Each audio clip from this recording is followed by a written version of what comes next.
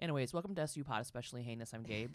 I'm Tasha. We are on season 6, episode 23, Goliath, the very last episode of season 6. Can you believe it, you guys?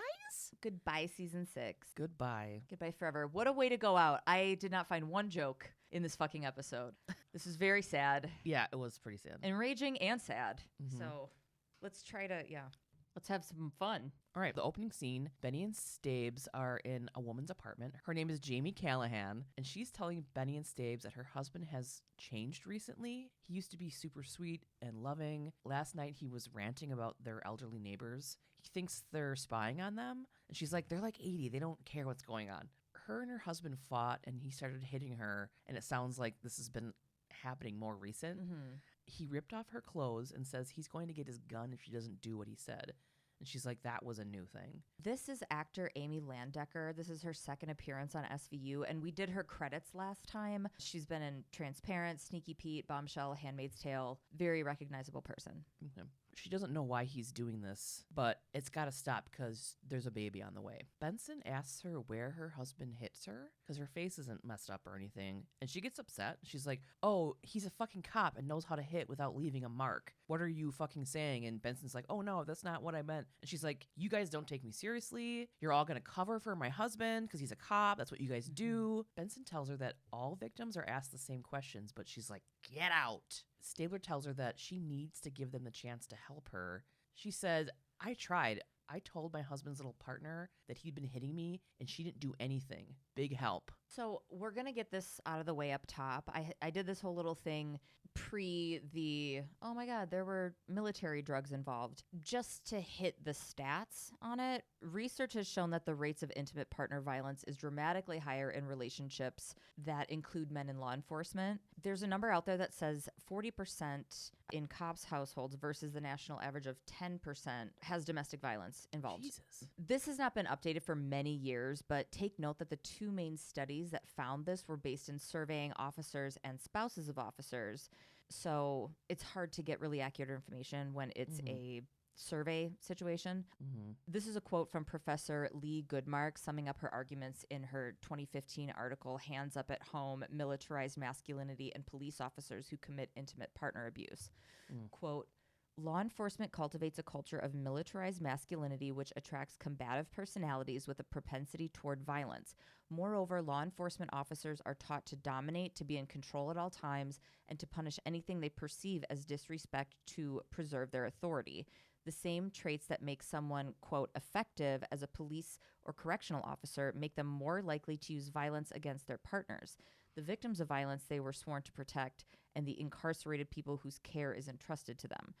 Now, that's just a quote from an expert on the matter. And if you want to read further, you can check out some of the literature I put in my source material. I mean, there are schools of thought that are like, you can't say bad shit about the police. And then there are schools of thought on like the far other side. These are just statistics. Right. So her husband officer... So Callahan and his partner on a street, they're working, and they wake up a woman experiencing homelessness and make her move from a bench. And that woman who was playing this person, I recognized her because normally I IMDb a lot of people, but I've been trying to not IMDb every tiny character. But I'm like, I know your face, and she was on the first season of Only Murders in the Building. Oh. So Betty and Stabes roll up and introduce themselves. Callahan asks them if someone reported a sex crime or something. Stabler is like, no, actually, we kind of need you guys both to come with us. Okay, so Callahan was James Robson, Jim, Aryan Brotherhood main lieutenant under J.K. Simmons in 36 episodes of Oz, another Oz alum, and he was in Bad Boys 2. His partner has been in a combined 1,053 episodes of Guiding Light, One Life to Live, and Young and the Restless. Super soap opera star. But they've both got real dickhole attitudes, so. Yeah. Callahan's partner asks if they can come after they clock out, but... She asked if they could come. She literally goes, we're on the clock. We'll come by after. You'll never be Benny if you spent your life trying, bitch. The way she thought she was gonna, we'll come when we're done here. Stabler's like, actually, we talked to your boss, and he's cool with it, so we just kind of, like, need you to come. Callahan gets kind of fucking spicy, and he's like, so you want us to, like, ride in the back of your car? And Stabler's like, hey, it's cool. You're not under arrest. Just head to the precinct, and we'll follow behind you. Make sure you go there. Benny and Stabs go to walk to their car, and fucking Callahan knocks over a shopping cart full of someone's cans and recycling and stuff. He shitty third grader with no emotional regulation fucking kicks it. And then he big boy stomps over to his car. It's giving Stabler a pile of cups. Yes! You know what I mean? Yeah. And that poor homeless person, that's their stuff, you fucking prick. Yeah. I know. I was like, we know it was that lady's, you dicks. At the precinct, Callahan and his partner are being interviewed separately. Callahan's with Stabler, and he denies the rape allegations made by his wife. He's answering I hate to do this. Zero mention that they named this guy Tom Callahan in the year of our Lord 2005. Mm-hmm. Okay? Chris Farley's character was named Tommy Callahan in Tommy Boy. His dad was Big Tom Callahan. Fuck. Yeah. Is that for me? I like that that's the quote. Is that for me? No, son, that's for me. So, and he's answering Stabler's questions really robotically. And Stabler's like, hey, quit that. You're in cop mode. Talk like a normal person. And he's like, I don't know what you're talking about, sir. Yes, you fucking do. You're in cop mode. Knock it off. And then cut to another part of the precinct. Benson speaks with Callahan's partner. She tells Benny that Callahan slapped his wife once in the heat of an argument, and this was after his wife had hit him numerous times. Sure, Jan. The partner's name is Kristen Vale, by the way. Benny tells Vale that she broke the domestic violence must arrest policy. Vale says she didn't tell anyone about the domestic violence because Callahan is the only person with an income in his household, and Callahan's got a baby on the way. He would lose his job if she reported or arrested him. And then she asked Benson, what would you do if it was your partner? And we all know what she would do, which is back him up and try to get him help. Yeah. But then Benson says, but you did nothing at all. Vale says, wrong. I gave Jamie my card and told her to call if it ever happened again. And Callahan said he would never do it again. He's not like that usually. Back in the interview room. Okay, so like the way I speak on him changes throughout the episode, but I'm just going over the way I first was taking it in. Callahan switches gears to seem sympathetic, but is giving pathetic simp. And then I was like, oh, hey-o, play on words. Move over, Taylor Swift. But don't, because there's room for all of us. So stupid. He tells Stabler that his wife thinks he's having an affair. And Stabler asks, with your partner? I've never thought about my partner like that, but I wasn't sure if you did, so I was just asking. Is it normal? I mean, is it, what is it? Would it be weird if you did feel that way? You guys spend a lot of time together. So like, who did you think? Is it anything that you're saying or doing that's making her think that? So Callahan says... I love her. Callahan says that he's not having an affair with his partner, but he did have an affair with a barrel sucker he met at a bar. It's a cop slang term, but I couldn't find the exact term or like what it meant. I was thinking it was like probably somebody that like loves cops and goes to those bars and like like a cop groupie. Yeah, barrel sucker. That's gross. It is gross, and that's probably correct in what it means. He goes on and tells Stabes that he deserves to be punished for it, for cheating on his wife, and that's what his wife's doing. Mm-hmm. When asked about physical violence against his wife, Callahan goes, it's widowy, not true. And Stabes goes, cool. Stabes goes, cool. I mean, your partner, Officer Vale, knows about it, so I guess we'll just have to see what she says to my partner, both of whom we are not in love with. Right?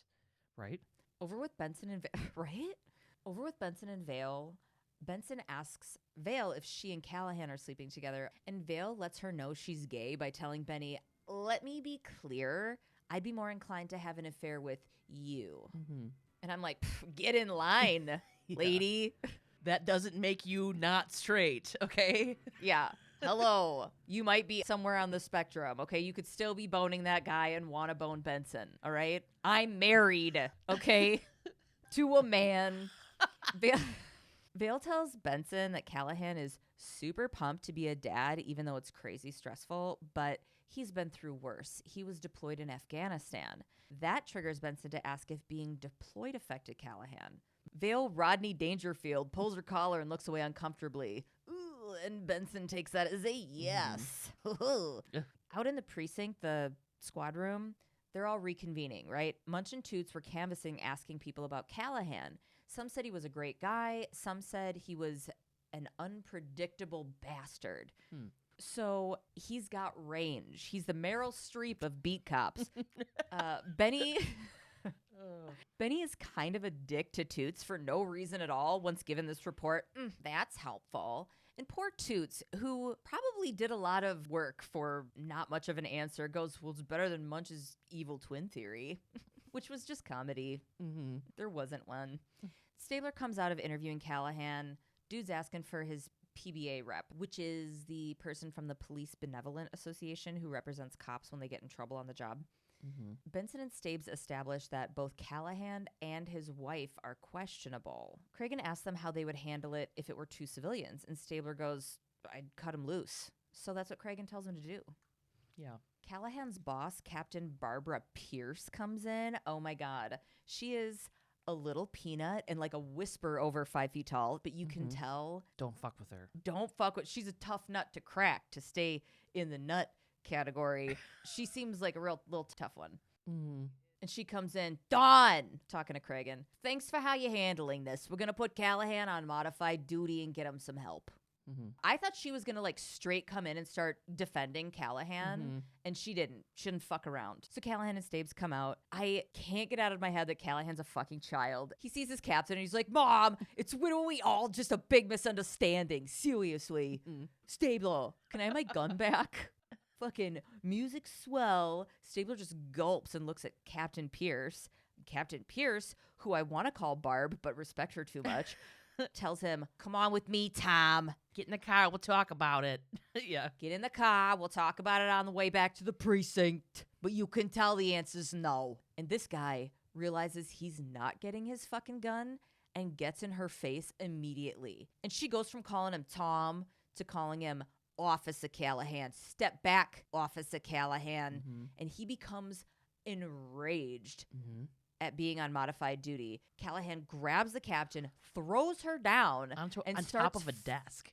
On a desk and starts fucking punching in her face. Stabes, Cragen, and Toots fucking yoink him off and cuff him. He keeps screaming and fucking spitting at his captain, yelling, why are you doing this, you bitch? I'll kill you. Unhinged. At 100. Yeah. It's like, you're lucky. And this is, obviously there's something wrong. Yeah. So me thinking he's a piece of shit kind of ends when they're like, there's something not right here. Yeah. Cut to a little bit later. Benson, Cragen, and Stabler are talking with the captain and helping her ice down her face. She's like, man, this sucks, but I'm just glad it didn't happen in front of my squad. Right now, Callahan is in psych services. He might need to be hospitalized. Cragen wonders if Callahan is experiencing psychological effects from deployment, like PTSD or something. Benson says that Jamie's rape allegations seem a lot more plausible now, and they should have been plausible then. Okay. Cragen says they're lucky they didn't send him home. Oh my God, are they lucky? Toots comes in. A call came in about a woman being held at gunpoint by her husband, and he also tried to rape her. The husband is a cop. Okay, so Benson and Stabler arrive on the scene. There's other responders. Lights are flashing. Surrounding the house, it's a hostage situation at this point, right? The man is shirtless in the front lawn crying, and he's got a gun. He keeps repeating that, I'm not me, and keeps asking what's wrong with him. And then there's another cop who I'm assuming is his partner at this point. He was like, where's the wife and the kid? The guy with the shirt off is like, I'm sorry. It's not me. And the other cop is just pleading for him to calm down. And he's like, hey, man, just come over here with me. Give me the gun. It'll be just like old times. We'll just hang out. The guy says he fucking killed his wife. He's like, I'm sorry. I don't know. It's not me. All of a sudden, his son Anthony comes out and asks his dad where his mom is. The other cops keep telling Anthony to go back inside, and then Stabler whispers to himself, go inside, because dad mode, Yeah, and this kid is he can't be older than 10. I know. 12 at the most. He's a little boy. Anthony's like, what's wrong, Dad? Are you mad at me? Oh. And his dad looks at him, turns his head, and fucking shoots himself in the fucking head right in front of him. Anthony screams for his dad and runs over, but Stabler grabs him and holds him. At the hospital, Benson tells Cragen that the man who shot himself is Officer Wes Myers. He's in the fucking operating room, still alive. The doctor thinks he has a chance. His wife was shot point blank to the back of the head and was killed. And then Anthony right now is with ACS. Cragen wants to know if there's a connection between Myers and Callahan, but there has to be. Mm-hmm. Benson tells Cragen that Myers was on leave until 2 days ago. He was in Afghanistan. Oh my God, both military guys. Both having been deployed in Afghanistan. Mm-hmm. Cut to a different room. Stabler is speaking with the officer that was attempting to stop Myers before he shot himself. The officer was Myers' partner. He tells Stabler that Myers was going to take a few weeks off before returning to work, and he was so happy. And he says that Myers and his wife weren't having any problems. It was a really good family, very close. Myers loved his wife and son, and this guy is like, it didn't make any sense. It's just not him. Back at the precinct. Flop! Cragen drops an extra cops gone crazy headlined newspaper on the desk for Benny and Stabes. A writer named Sherm Hempel wrote a story with a lot of case-specific detail about Myers killing his wife. And they don't understand how he got the story so fast. Who's fucking talking? Yeah. Novak comes in with a copy of the paper, and Cragen's like, boo, we already saw it. Old news. Get out of here, you dumb bitch. DA Branch has tasked Novak with getting an explanation for what has been happening regarding Callahan and Myers. Benson tells Novak that she thinks it's PTSD since both officers were in the same unit in Afghanistan. Yep. They didn't know each other and didn't serve together. So weird. Stabes adds that unit is out of Fort Crompton in New Jersey. Most of the reservists there are NYPD. Benson tells Cragen, Novak, and Stabler the details of each of the officers' tours. And Stabler stops her because something isn't making sense. The military had been keeping people double their deployment at this time, and Myers only served 4 months. Why did he come back so soon? Myers is still unconscious, so they can't speak to him, but Callahan is at NYU for a psych eval, so Cragen is going to have Kwong talk to him and make a diagnosis. Ugh. This scene is... It's giving Full Metal Jacket. I was just, yes. I know exactly. I got the picture in my head, side by side. Yep. This guy had the tears on his face and his snot, like just, ugh. Yeah. He was amazing. So in the psych ward at the New York University Medical Center, Callahan tells Huang he's been having weird dreams that started a couple of months after he got back from Afghanistan. He's super zoned out. I'm assuming he's on drugs to break his psychosis. He tells Huang about the dreams, people's faces turning into monsters, spiders coming out of his hands, but it bothers him all the time, regardless if he's sleeping or not. I immediately thought about a bad trip on acid or something. Huang asked if the meds he's getting are helping him, and Callahan says they're keeping the, quote, crazy, his word, not my word, they're keeping the crazy thoughts he was having away. And he's like, you know, all that crazy stuff. And Huang's like, what stuff? And the music swells. He says his thoughts are that his neighbors are spying on him and tapping his phone. He's tearing up as he says there's something really wrong. And this got me in the fucking guts. Like this whole close-up of this dude. It's so scary. It's very, very scary to realize your reality isn't real. Yeah. It's just really, that moment really fucking got me seeing this. Callahan asks how Jamie is, and Huang offers to contact her for him if he wants. Callahan says she doesn't come to see him or call, and he doesn't blame her. He stands up and glaze eyes stares out the window, and Huang asks him what else he's noticed about himself. Like things he did before he was hospitalized that don't make sense now that he's, you know, kind of coming down. He keeps staring out the window and tells Huang that he thinks about ending his life with his razor while shaving each morning. He goes into this really dark detail of describing it and everything. Ooh. So outside of that room, Huang's telling Benny and Stabes all about what his thoughts are on the matter. He doesn't think Callahan has PTSD. He doesn't show any of the typical symptoms. No change in sleep patterns, eating habits, no exaggerated startle reflex. He has vivid and bizarre nightmares, suicidal ideations, paranoia. Huang says that if it were isolated, it could be schizoaffective disorder or a brain tumor. Since it isn't isolated, as in there are two different guys having the same experience, there could be an environmental cause. They could have been exposed to the same toxin. And Benson mentions Gulf War syndrome. So Gulf War syndrome, it's a chronic multi-symptomatic disorder that was developed by about 250,000 veterans who served in the Gulf War. Some common effects included fatigue, diarrhea, neurological problems, memory problems, headaches, muscle pain, cognitive issues, insomnia, and terminal tumors. It's been thought that it could be from a nerve agent used in the war, organophosphate, pesticides that were used, less likely oil well fires, or the anthrax vaccine, just filling in the gap of what Gulf War syndrome is here. Stabler wonders if the National Guard gave the officers physicals when they finished their tours. Well, let's go check. At the Fort Crompton base clinic, the clinic doctor tells Benny and Stabes that the end-of-duty physicals are optional, and neither Callahan nor Myers opted to have one. They did, however, complete health questionnaires and reported no issues. Stabler wants to see the medical records, but they have to ask the unit commander. Of course, they're not going to get them. It's going to be difficult. It's the fucking government. The military's wild. I know. It's fucking wild. I mean, we'll get into it in the chaser, but this shit is just bananas. Later, the colonel tells Munch and Toots that he cannot release medical records to them, and getting Myers and Callahan's permission doesn't even fucking matter. They'd have to go talk to the local general. I don't know. I took 1,000,000 photos of this guy and his scene. I don't know if it was like what he was wearing or how he was playing this character, but he looks like somebody put J.K. Simmons through a Mike Ditka machine. Do you see? I know what you're talking there. I thought there was a guy that I thought was J.K. Simmons for a second, but I was like, they wouldn't do that. It was must have been that guy. Yeah, it was this guy that you thought looked like J.K. Simmons, because he does, but then at a different angle, I'm like, And then Munch is like, the wonderful world of military bureaucracy. Toots asks why Myers only served 4 months. But to protect Myers' privacy, the colonel won't tell them that.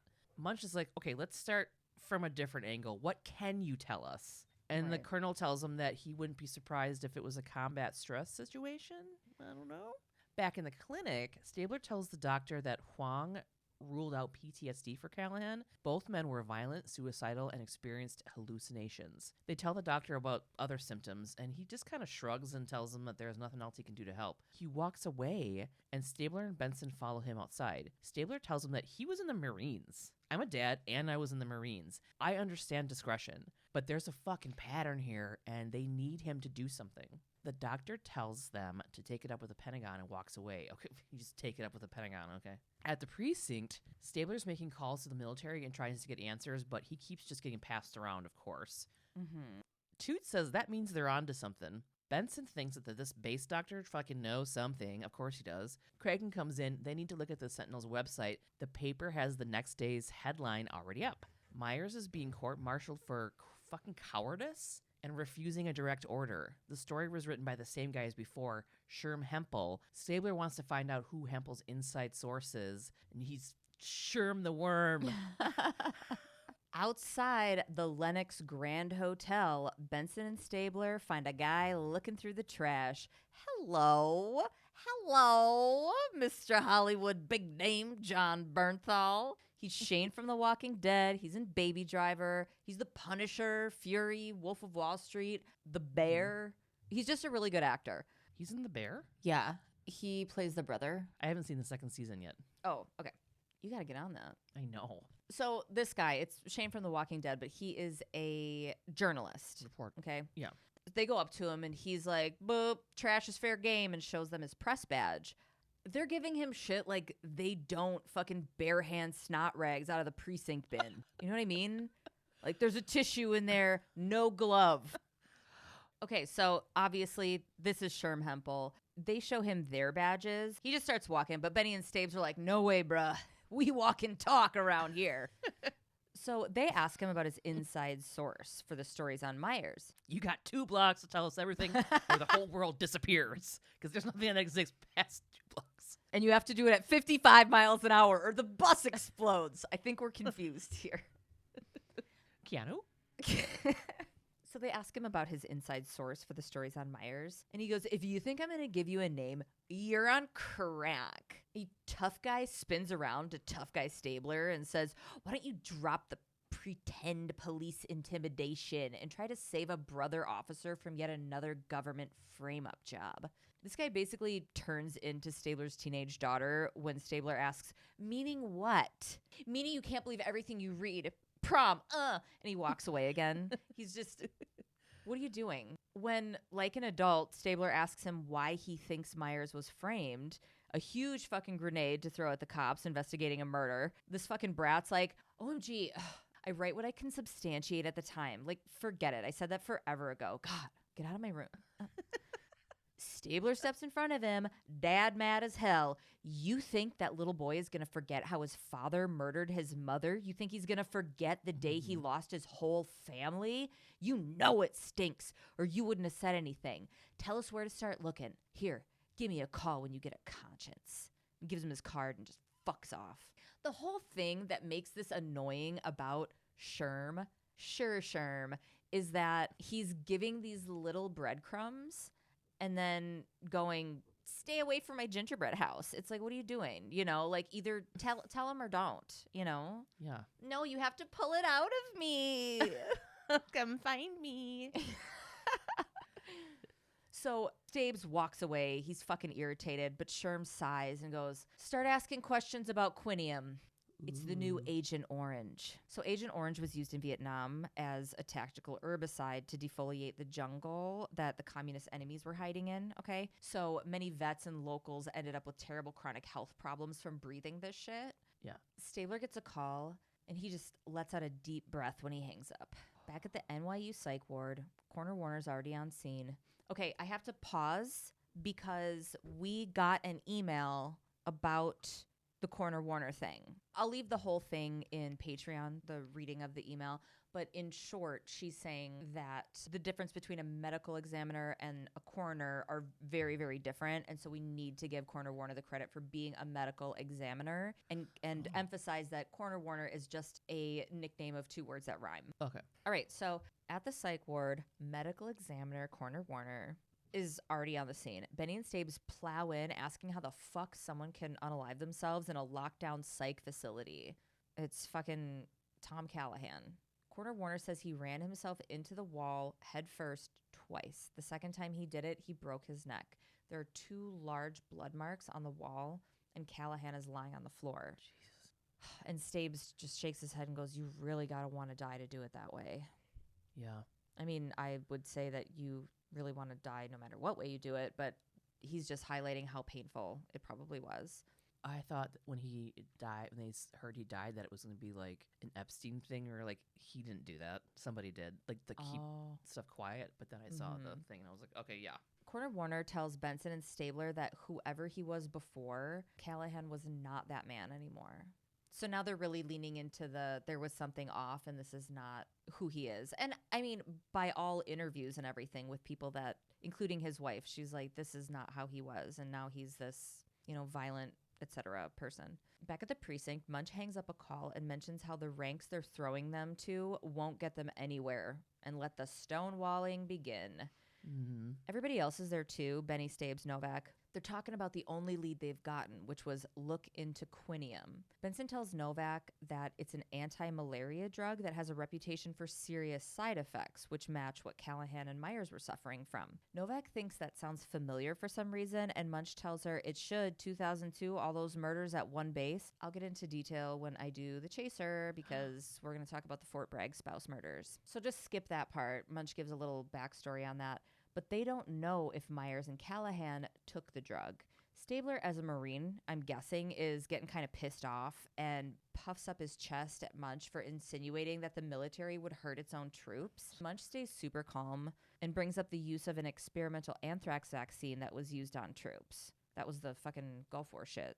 Mm-hmm. The vaccine was only stopped being given when the military was court-ordered to. And Stabler doesn't like Munch suggesting the government would experiment on the troops. He claims that the troops were being protected against disease. Benson tells Novak that quinium isn't experimental. It's been approved by the FDA. But the drug company did have to change the warning label on the box twice over the past 4 years. Let's go find out why. At Lifshin Foreigner Pharmaceuticals, the manufacturer tells Novak that the drug is safe and plenty of people have taken it and had no problems. Novak brings up that the company was made to list suicide as a side effect by the FDA recently. The guy she's talking to says there's no evidence to support the suicide claims and says that they labeled that on the drug to be in compliance with the FDA. They go back and forth about the safety of the drugs, pros and cons, and the pros and cons of other drugs, and then he scoffs and says that all drugs have side effects. Even penicillin can cause death, but the benefits outweigh the risks. And she's like, dude, is it possible these two dudes took it? You admit it's a drug that can have serious side effects. He asks Novak if she can prove the men took quinium. Novak calls him out for backtracking and says, okay, we've gone from it's safe to it's in compliance to they might not even have taken it. Cool guy. He tells her this conversation is over. The guy's assistant comes in with a note. The police had called and said it was urgent. Novak tells the guy that she's going to call with the answer to his questions if Myers took quinium because Myers is awake. And the guy is like, oh shit. He looks concerned. At the hospital, Myers is telling Benny and Staves about the night he killed his wife. He says it's like a dream now. They were having dinner. He got a feeling that his wife was having an affair with the dude she works with, and he was so sure. He screamed at her and chased her, and she hid in a room. When he heard her on the phone, he thought she was on the phone with whoever he thought she was cheating with. He broke into the room, and she was crying and begged him not to hurt their son. Novak asked him if he had taken quinium, and Myers said that he had and calls it, quote, Manic Mondays. And she's like, what the fuck is that? Every Monday, a medic would stand at the end of the chow line and give them a pill. He said he would get really edgy on it. On days he would take the pill, his bunkmates told him he'd jump on his cot and be waving his gun around and ranting about insurgents, but he doesn't remember any of it. He was sent home due to freaking out and being afraid to leave base camp. His CO told him to get over it. And the next thing he knew, he was being shipped home and called a coward. And he's like, and I think they're right. I am a coward. Look at me. Look what I did. I killed my fucking wife. My son has nobody now. I deserve everything I get. And then he just starts bawling. Ugh, chills. Novak and Stabler leave the room and do a little walk and talk. The military knew what the drug could do and had people take it anyway. Stabler doesn't think Myers should go to jail. He trusted the military. They were in charge of him, and he was betrayed. Now Stabler's like, fuck the government. Novak says that Myers did not have to take the drug, and Stabler tells her that she doesn't fucking understand. Myers didn't have a choice. Right. Quote, you give up everything for them. You leave your family for them because you believe it's your duty to the core and to your country. And when you get back home, you think it's all going to be like how it was before, but it's not. Everyone's moved on with their lives. You're never getting that back. Myers sacrificed his family once when he left for Afghanistan, and he doesn't even have a family now. He doesn't deserve that. He had a right to know what quinium might do to him. Novak said that it's called informed consent. There was a risk, and the risk was concealed by the Army. Novak can't charge the Pentagon, but she can use the information as a way to plead out Myers. Stabler points out that this case could be a way to get the government to stop using quinium. This is potentially a big deal. Novak, well, I mean, it's a big deal anyways, but you know what I mean? It might affect the future it could get on the radar, but... Yeah. Novak tells Stabler she needs to talk to Sherm the Worm. At the precinct, I'm not even looking at you right now. At the precinct, Sherm the Worm busts through the doors demanding off-the-record interviews from the detectives about what they know about quinium. And he's fucking being all, like, shitty about it, putting his feet up on the desk like, you owe me, I fucking... He's acting like a real hotshot is what I'm trying to say. Novak takes a deep breath, and she's like, brother, I'm going to be straight up with you. I'm a big fan of the First Amendment, but I'm an even bigger fan of soldiers not being fucked with. Then Munch says, during these trying times in 2005, a mere 4 years after 9/11, Novak dragging your ass in front of a judge and using words like patriot, security, homeland. Ooh. Sherm looks nervous. That little fucking smug look off his face just melted. Benson reminds him he's a writer and he knows how powerful words can be. Sherm says, I can't believe you take advantage of terrorism fears to circumvent the Bill of Rights. That's despicable. They're fucking cops. Yeah. What do you mean you can't believe it? You're literally like, the government, quinium, he's been framed. I can't believe you use a thing on me. I thought you were better than that. Like the guy from Lest. I thought you were my friend. We were friends. I was going to invite you over to dinner at my mom's house. Stabler says that it's no more despicable than writing stories using info and tips that they can't prove. I was going to make a new group chat and add you to it, which is like a really big deal. Okay, what? Sherm is pissed because he gave them a huge hug. Sherm is pissed because he gave them a huge tip and he feels like they owe him. Novak says, yeah, a tip you can't prove. Then she looks at Stabler and says, maybe Quinium is safe. Stabler kind of plays along and says that the military would never poison their own soldiers. Sherm goes to walk out, and he looks annoyed. He turns around and starts spilling facts about how the rates of suicide in 2003 could directly correlate to the high number of quinium prescriptions that were given out. Munch argues that the drop in suicides after they stopped using it in Iraq and Kuwait could be due to the better health care that was provided to the troops. Sherm wants them to think about how it's only used in Afghanistan now. Why did they stop using it in Iraq and Kuwait if there's nothing wrong with it? Novak says that they all want the same thing, for the truth to come out. She tells him that he can step aside and do nothing or help. And then he's like, you know what, you guys? I love you. Let's do this. He gives them a USB drive. And a best friend high five. And then they all hug. And they're like, did you have this on you the whole time? He's like, yeah, I just needed you guys to beg for it. It's kind of my love language. Yeah. All right. In the Taru lab, Terubin reviews what's on the drive. We see the computer screen with a spreadsheet titled Fort Crompton Quinium Adverse Event Reporting Matrix.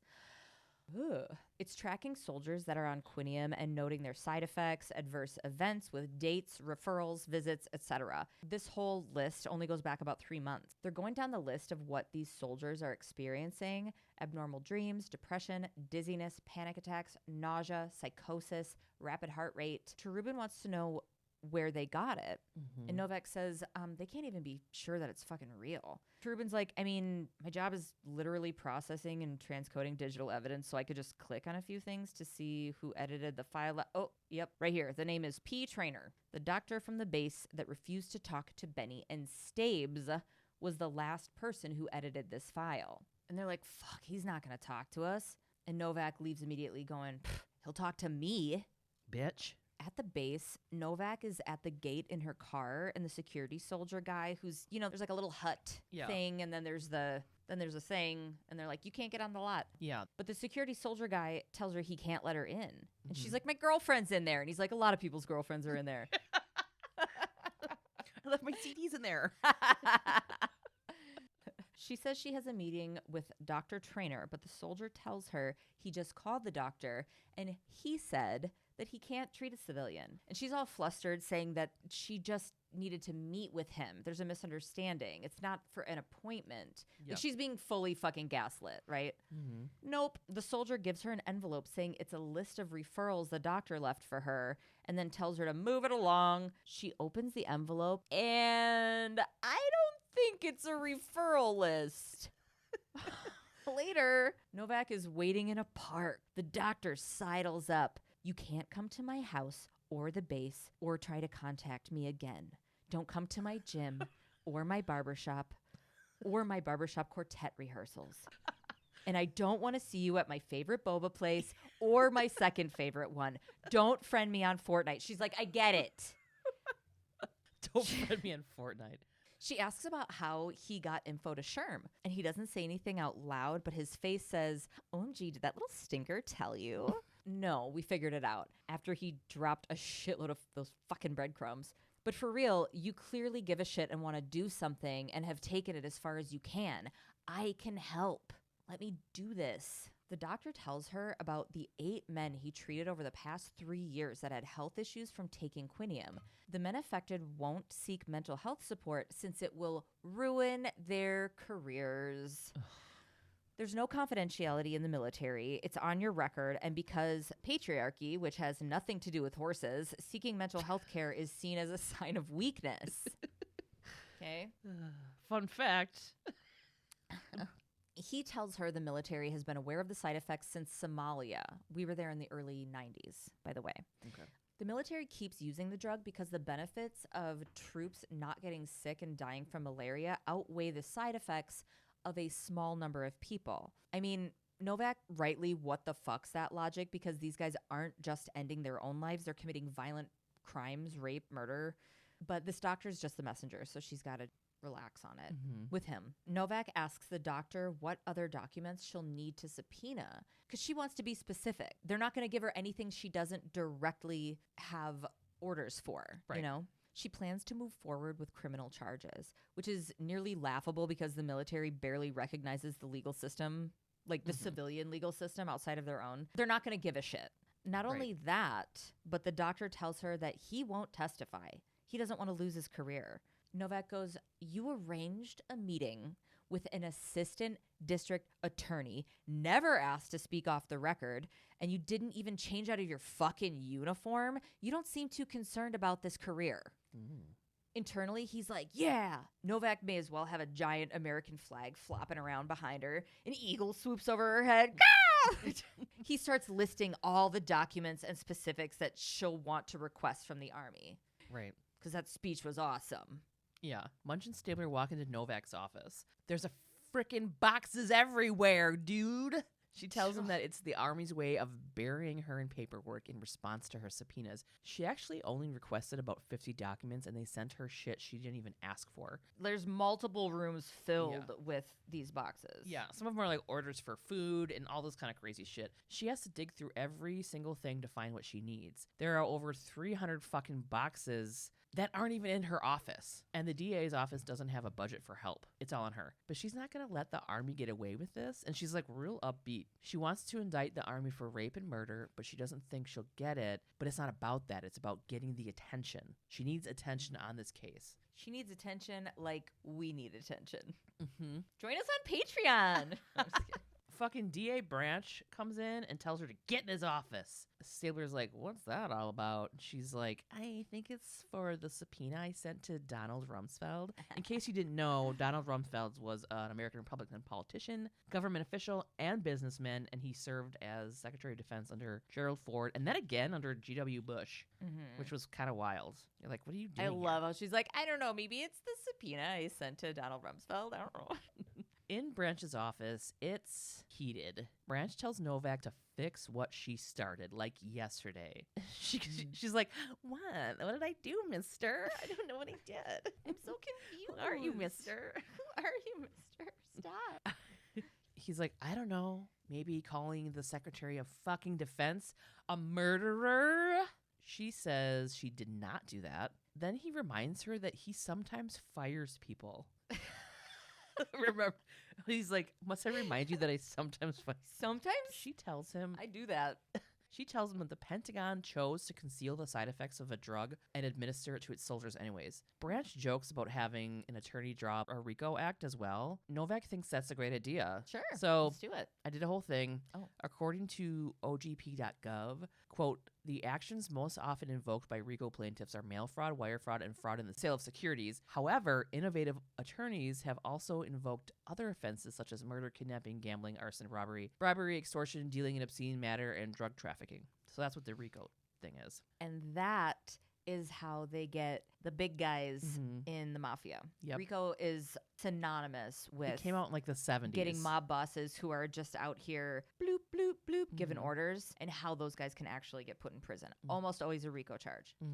Branch gets kind of shitty with Novak, and he's telling her like, oh, you're in your Upper West Side apartment sipping Chardonnay with your little friends, talking about how evil the government is while young men and women are getting fucking blown to smithereens, you dumb bitch. He's kind of he's accusing her of being anti-military. This fucking patriot bullshit argument absolutely enrages me. Me too. And it's a distractor tool. Like, you don't care about the troops. No. Okay, the big military machine is the problem, not the 18-year-old low-income kid you promised free college to. Yeah, thank you. Yes. Period. But, okay. Keep going. Okay. She's pissed. She tells him her dad was a fucking door gunner in Vietnam, which I don't know what that is, but I don't need to know. I can Google it later. I can tell you what it is. Tell me what a door gunner is. It's the dude that in the helicopters, they have like the sides open, and the person who's shooting out of the helicopter is a door gunner. Got it. Yeah. She tells him her dad was a door gunner in Vietnam.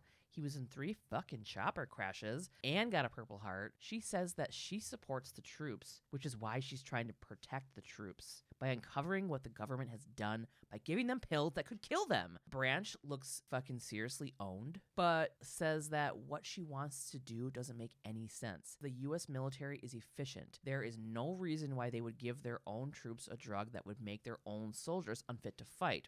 Novak says, what? Quinium is very efficient. Most people have minimal side effects, but the military sees the soldiers as numbers, and some soldiers are going to die. And if whether they die by getting blown up or taking a pill, at the end of the day, it's just another dead soldier, and they're going to get more. The army could have prevented this.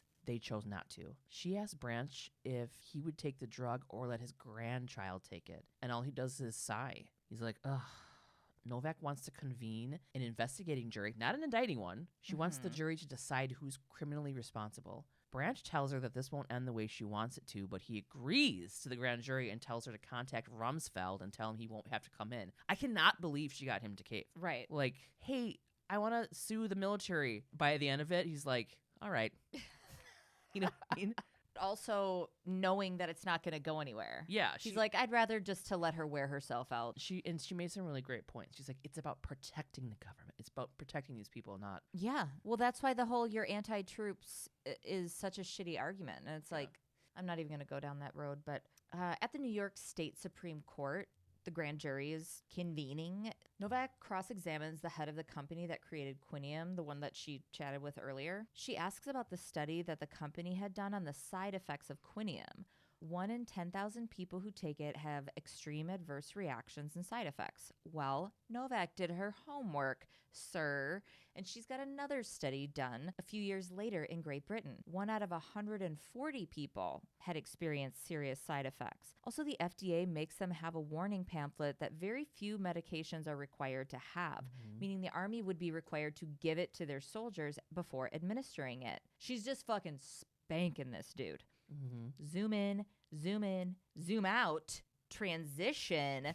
Colonel Gage is on the stand. He says he's not aware of the Army giving out the pamphlet, and he didn't get it when he took Quinium. Novak goes over the casualty list for the 365th MP Brigade for the last 3 years. There is only 1 suicide on the list. That soldier had indeed been given Quinium, but she goes on to highlight that a bunch of them had other causes of death, interesting ones. Some are listed as accidental deaths, weapon misfire, death by misadventure, and pending investigation. There could be more suicides than are actually reported. Duh. Now Dr. Trainer takes the stand. Novak starts her line of questioning, and when she asks about treating soldiers with brainstem damage and what he would attribute that to, he's supposed to say Quinium. But what he did say was unknown etymology. Novak only turns her head, but we hear her internal monologue. Is this motherfucker for real? The music swells. I beg your pardon? And she calls him out on going back on what he had told her earlier about Quinium and what happened to the men he studied. He's saying their brainstem injuries have an unknown cause. And he goes, I'm amending my diagnosis. She's fucking spinning out, but he's just staying super chill and rattles off the stats of malaria deaths, like to justify these few cases being fine. Because it's like, well, they're saving how many lives by this anti-malaria medication? And he won't answer her question about Quinium safety. Yeah, she's like, you didn't even fucking attempt to answer my question. Yeah. And he's like, well, all scientific evidence says that it's safe enough. Outside the courthouse, Novak follows Trainer outside, and she's pissed. She's like, what did they do? Did they threaten you or your family? Why didn't you say what we agreed on? Novak tells him that he lied under oath. Does he expect her to believe he wasn't coerced? But Trainer says that he's acting under his own free will, and nothing he said was technically untrue. She tells him that they had a shot at making the military stop using the drug, and he fucked it up. She wants to know why he didn't come to her for help when the truth came out. They couldn't touch him. He tells her that she is young and that's not how the world works, and fucking books. At a diner, Novak meets up with Sherm the Worm, Benson, and Stabler. Why is Sherm still hanging out? I know. Maybe they were going to try to make him a thing. He's like, I'm part of the friend group now. Yeah. She tells Sherm that he won't get his scoop for a story and that she's sorry. And he's like, whatever, I'm here for moral support. He's like, I'm kind of the Kramer, you know? Yeah. Somebody turn off that neon chicken sign. Sorry for eating all your cereal, Stabler. Callahan and Myers were found criminally liable for rape and murder, but Quantum Pharmaceutical Company and the Army are not liable. The jury said the matter deserved more attention. Her boss, Branch, let her cut a deal with Myers. He will be in a mental health facility for a year. Benson says there's no telling how long the effects will last in Myers. On TV, they're showing troops coming home, and Sherm wonders how many of the people on TV could be next to suffer from the side effects. Fucking end of episode. The U.S. military is absolutely wild. What we spend on it, the fact that it's basically got its own separate authority above what civilians are under, but also has authority over civilians. It's insane. This chaser, we're focusing on the Army branch of the Defense Department, which in 2023 had an approved budget of $366 billion. Damn. In 2022, the total military spending was $811.6 billion. And to give some perspective, the second highest is China at $298 billion, followed by India at $81 billion. All with a B, but wildly higher in our country. I only say this to highlight the investment the country has in it. So something as controversial as what I'm about to tell you will never have a nice little bow on it. And we can speculate all we want, but we'll never know the true reasons for why this happened because we're given the information we're given, you know? Yeah. Fort Bragg is now known as Fort Liberty, but for the sake of this story, which is from the early aughts, I'm going to be using the former. Fort Bragg is an Army base in North Carolina. It's absolutely massive. It covers 251 square miles and is the headquarters for the U.S. Army Special Operations Command. It was the center point of a shitstorm in the early aughts. Sergeant First Class Rigoberto Nieves returned home in March of 2002 after 4 months in Afghanistan. He'd been a part of the 3rd Special Forces Group, and not 3 months after his return, on June 11th, he was found shot dead alongside his wife, Teresa, in a murder-suicide. Whoa. Master Sergeant William Wright had just returned home a month prior in May after his deployment to Afghanistan, which was mid-March to May. He'd been assigned to the 96th Civil Affairs Battalion, and weeks after his homecoming on June 29th, another murder occurred. His wife Jennifer was found strangled to death. Wright was charged with first-degree murder. Not even 2 weeks later, on July 9th, 2002, Marilyn Griffin was found stabbed to death in her burning home after her 2 children fortunately escaped the fire. Her husband, Sergeant Cedric Griffin, had been assigned to the 37th Engineer Battalion, 20th Engineer Brigade. Unlike the 2 before him, he had not been in Afghanistan prior to murdering his wife. There was also no deployment planned for him. He was charged with first-degree murder in his wife's death, 2 counts of attempted first-degree murder for his children, and first-degree arson. Damn. 10 days later, on July 19th, Sergeant First Class Brandon S. Floyd and his wife Andrea were found shot in their home. Murder-suicide. He had been a part of Headquarters Company, U.S. Army Special Operations Command, and spent time in Afghanistan from November to January in 2001. 4 days after that, on July 23rd, Joan Shannon was charged with first-degree murder for the fatal shooting of her husband, Major David Shannon. That one is the only one that was a non-military person committing the murder. So that people kind of separate from the other murders. Okay. But that's just lumped in because it's just another murder in this short period of time. Over a 6-week period, there were 7 casualties, which included 5 murders and 2 suicides. Yeah. Fort Bragg representatives immediately called this an anomaly, and there was nothing linking these crimes. But that doesn't make sense. Now, does it? Some believed initially that the stress from combat deployment may have been to blame, or maybe personal issues in their relationships. Infidelity was found amongst the victims, so shrug, maybe that. A full investigation was launched to determine the cause of this string of, quote, seemingly unrelated murders. It was ultimately decided by specialists from the Pentagon and the Army Medical Department that it was the result of psychological problems. Okay. Which I believe is just kind of an umbrella over general PTSD. Yeah. But not limited to that because they could be including, other mental health stuff. But there was also another possibility that so many argued away as far-fetched, but was insisted upon by the legal representation for the soldiers facing the murder charges. The drugs. The anti-malarial medicine mefloquine, brand name Lariam, was given to soldiers once a week. And just like in the episode, they had nicknames for it. Mefloquine Monday, Wacko Wednesday, Psycho Sunday. Jeez. In clinical testing, mefloquine was found to cause permanent brainstem lesions, but that study wasn't published until 2006. The side effects were pretty extensive. This is parallel to this episode. This is like a rip from that. This is like actually a thing. Ripped. Yeah. Common side effects being nausea, vomiting, gastrointestinal issues, dizziness, insomnia, and night terrors. The more intense psychiatric side effects included anxiety, panic attacks, paranoia, persecutory delusions, dissociative psychosis, anterograde amnesia, and suicidal ideations. The FDA recommended that the medication be stopped if these side effects were present, but that information was not passed on. Now, I was expecting this to have been a newer thing, like without much research done when all of this occurred. Maybe they heard about it and were like, maybe the military was like, oh, this is new, but this is like what we're using right now, and kind of ignored stuff.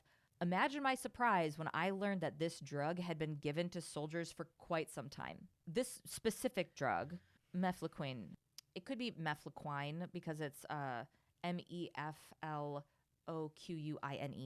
but I'm saying mefloquine. Maybe I'm saying it wrong. But mefloquine came on in 1989 as a replacement for previous anti-malaria drugs that had the same side effects. Atabrine, chloroquine, primaquine. This shit was documented back in World War II, Korea, Vietnam, but not shared with soldiers for fear that they wouldn't take the medication. It was seen, just like in the episode, as kind of a necessary evil. Like, well, it's not that bad. It's not that many people that this is happening to. Malaria kills 500,000 people every year. We've got to take it. They've got to take it. Service people who were in Somalia for Operation Restore Hope in the early 90s were given the drug, and some still have permanent neurological injuries they believe are attributed to mefloquine. The crazy dreams, dizziness, etc. In 2013, the U.S. Army banned the use of the drug, and the FDA put a black box label on it stating the possibility of permanent neurological and psychiatric injuries. Remington Nevin, a preventative medicine physician who served with the 82nd Airborne in Afghanistan, also shared a heartbreaking and enraging opinion. Quote, "We never needed mefloquine. There have always been safer drugs that did not have these adverse side effects. Now they commonly use doxycycline, which is a common antibiotic. A lot of us have taken that.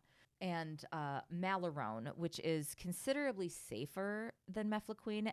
It's 3 times as expensive, which is insane to even mention that it's more expensive because, reminder, our military budget is the biggest in the world by hundreds of billions of dollars. Right.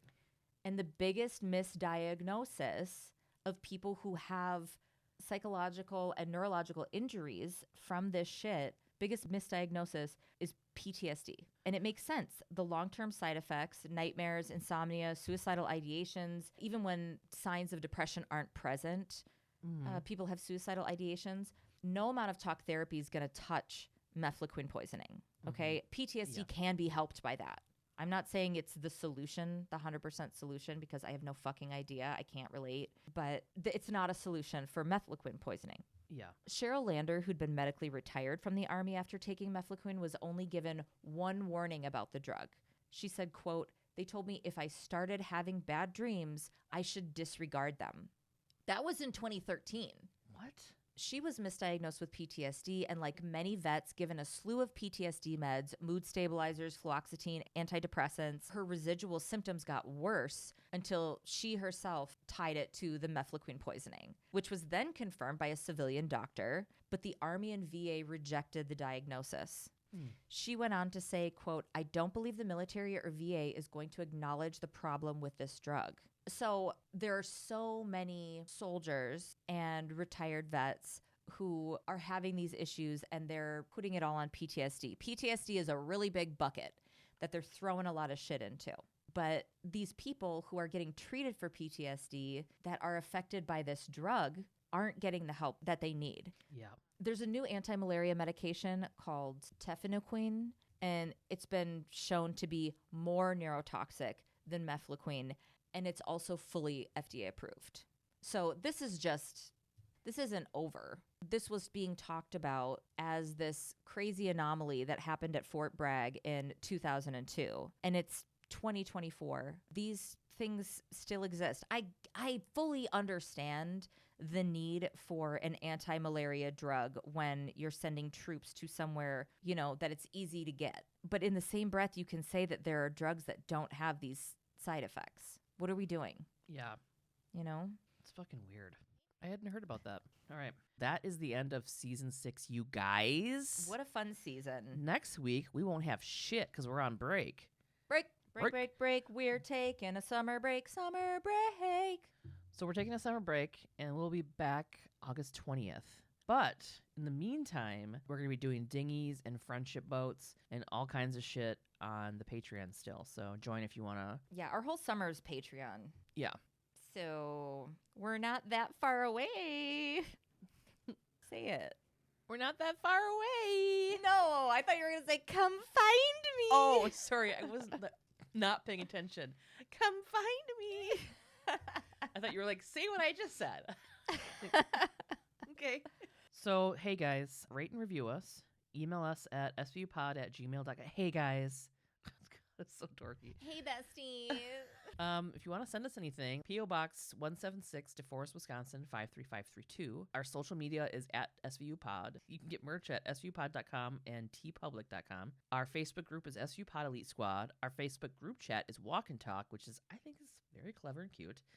We have an offshoot Facebook group called Single Tomato Book Club. Hashtag Little Bit Loud for indie pods. If you're an indie pod, hashtag that so we all can come together and find you and listen to you. And join our Patreon. We got tons of extra content. We're going to have tons of extra content over the summer too. Every week. www.patreon.com/svupod. Also, if you want to call us or text us, if you want really bad advice, want to tell us a ghost story, please tell us a ghost story or just tell us anything. Text or call us at 1-920-345-7005. Again, 1-920-345-7005. Okay. Love you. Goodbye Bye. forever. Just kidding. Goodbye till August. See you next season. Unless you join the Patreon. We'll see you next week. Love you. Bye. Love you. Bye. Like my pelvic floor is ruined. He keeps getting passed around like the little whore he is. I was trying to think of a joke. Toot says that means they're on. I was trying to think of a joke, but you thought of one, so I just laughed. Yeah, you're doing like coffee talk. Yeah. Talk amongst yourselves while I ice my face. Best friends, high fives, dicks and farts, and a murder.